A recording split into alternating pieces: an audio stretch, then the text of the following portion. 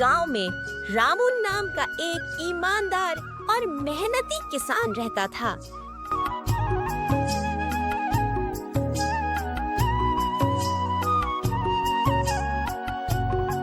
वह अपनी छोटी सी जमीन पर मेहनत से खेती करता और अपने परिवार का पालन पोषण करता था। हालांकि वह बहुत अमीर नहीं था, लेकिन अपनी ईमानदारी और मेहनत के कारण गांव में सब उसका सम्मान करते थे।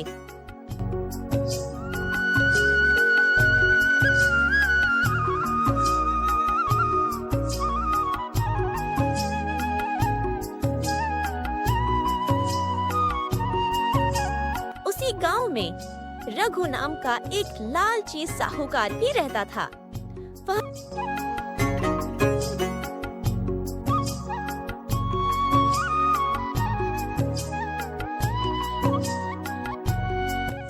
वह गांव वालों को ऊंचे ब्याज पर कर्ज देता और समय पर पैसे न चुकाने पर उनकी जमीन और मवेशी छीन लेता। मालिक, मुझे कुछ दिनों की और टाइम दो।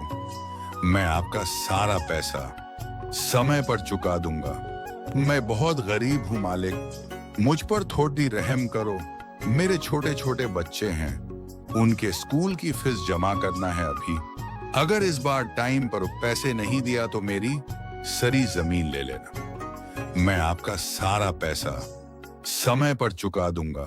मालिक, मुझे कुछ दिनों की और टाइम दो। अगर इस बार टाइम पर पैसे नहीं दिया तो मेरी सारी जमीन ले लेना। नहीं नहीं, ऐसा बिल्कुल नहीं हो सकता। अब कुछ नहीं हो सकता। उसकी लालच और बेईमानी से गांव के लोग बहुत परेशान थे।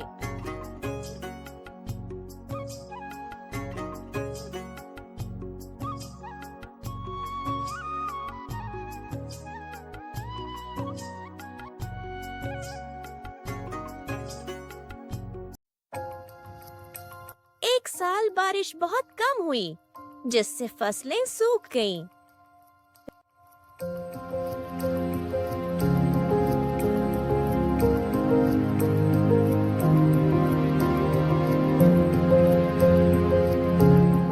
रामू के पास बीज खरीदने के लिए भी पैसे नहीं थे।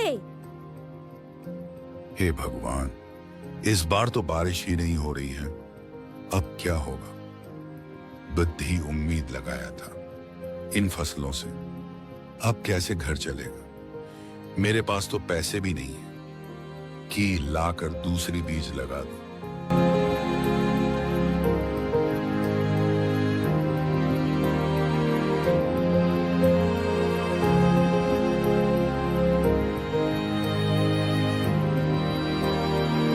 मजबूरी में वह साहूकार रघु के पास गया और उससे 500 रुपए कर्ज मांगा।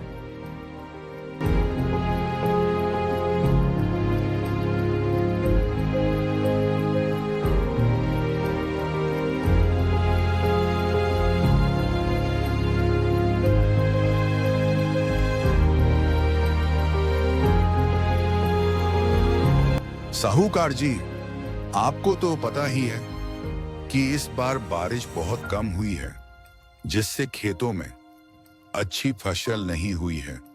मुझे कुछ पैसे उधार चाहिए थे। अगर मिल जाते तो आपका बहुत शुक्रगुजार होता। मेरी मदद करो साहूकार जी, मेरे पास खाने के लिए भी कोई पैसा नहीं है। मैं तुम्हें कर्ज दे दूंगा, लेकिन एक शर्त है।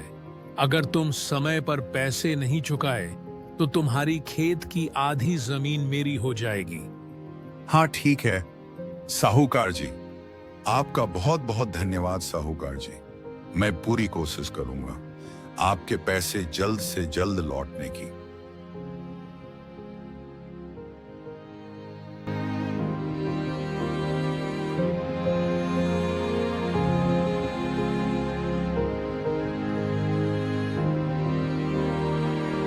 रामू को खेती के लिए पैसे चाहिए थे, इसलिए उसने साहूकार की शर्त मान ली और 500 रुपए ले लिए।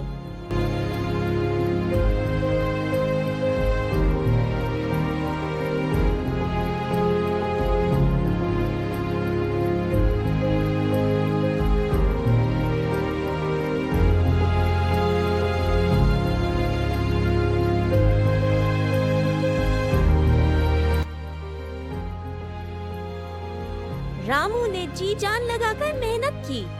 इस बार मौसम अच्छा रहा और उसकी फसल लहलहा उठी।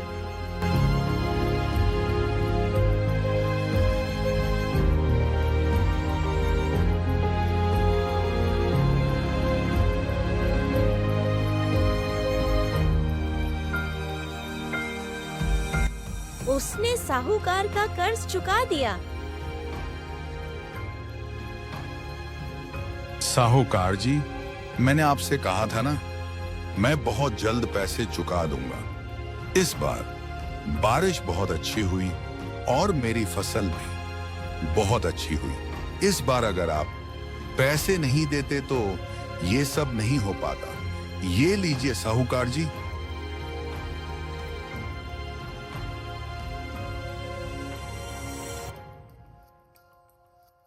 लेकिन रघु को यह पसंद नहीं आया।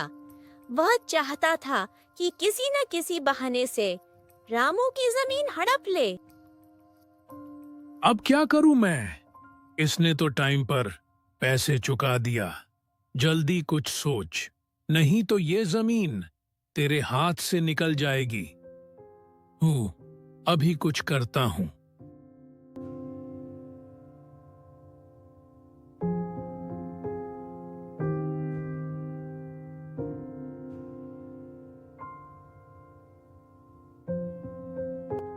रामू, तुम्हें तो पता ही है कि मैं कैसा इंसान हूँ। मुझे और पैसे चाहिए, नहीं तो मैं कुछ भी कर सकता हूँ तुम्हारे साथ। हमारा सौदा सिर्फ 500 रुपए का हुआ था, जिसको मैंने चुका दिया। अब कहां से लाऊं पैसे? ये तो बिल्कुल गलत है। मैंने टाइम पर पैसे चुकाया था। साहूकार जी, तुम्हारी फसल अच्छी हुई है, इसका मतलब मेरे पैसों का असर है। अब अगर तुम मुझे 1000 रुपए नहीं दोगे तो मैं तुम्हारी आधी जमीन ले लूंगा। रामू परेशान हो गया। उसने गांव के बुजुर्गों से मदद मांगी। काका जी, मैं बहुत परेशान हूं। मैंने साहूकार से कुछ पैसे उधार लिए थे। मैंने उस पैसे को टाइम पर चुका दिया, लेकिन वो साहूकार मुझसे और पैसे मांग रहा है। अगर मैंने उसको पैसे नहीं दिया तो वो काका, अब आप ही बताओ मैं क्या करूं? देखो रामू, तुम एक अच्छे और ईमानदार किसान हो, लेकिन मैं तुम्हारी कोई मदद नहीं कर सकता। तुम्हें साहूकार को पैसे दे देने चाहिए, इसी में भलाई है। उसने गांव के बुजुर्गों से मदद मांगी, लेकिन साहूकार ने अपनी ताकत के दम पर सबको चुप करा दिया। इसी दौरान एक दिन गांव में एक ज्ञानी साधु आया। जब उसने रामू की परेशानी सुनी तो उसने मदद करने का वादा किया। क्या हुआ? तुम इतने परेशान क्यों लग रहे हो? क्या बताऊं साधु बाबा, मैंने एक साहूकार से पैसे उधार लिए थे खेती करने के लिए। फिर मैंने उसका सारा पैसा वापस कर दिया फसल होने के बाद, लेकिन वो दुष्ट साहूकार मुझसे और पैसे मांग रहा है। मैं क्या करूं? अब मेरे पास अब इतना पैसा भी नहीं है।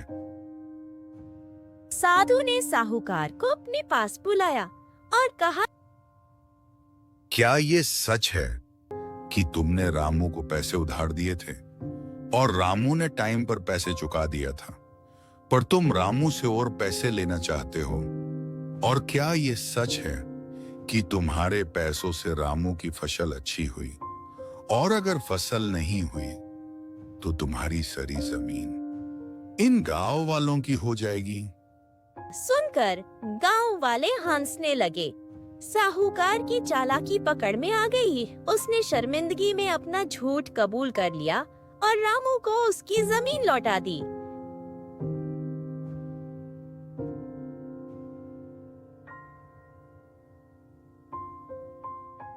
रामू ने अपनी ईमानदारी से अपनी जमीन बचाई और मेहनत करता रहा। वहीं साहूकार की बेईमानी सबके सामने आ गई और लोग उससे दूर रहने लगे।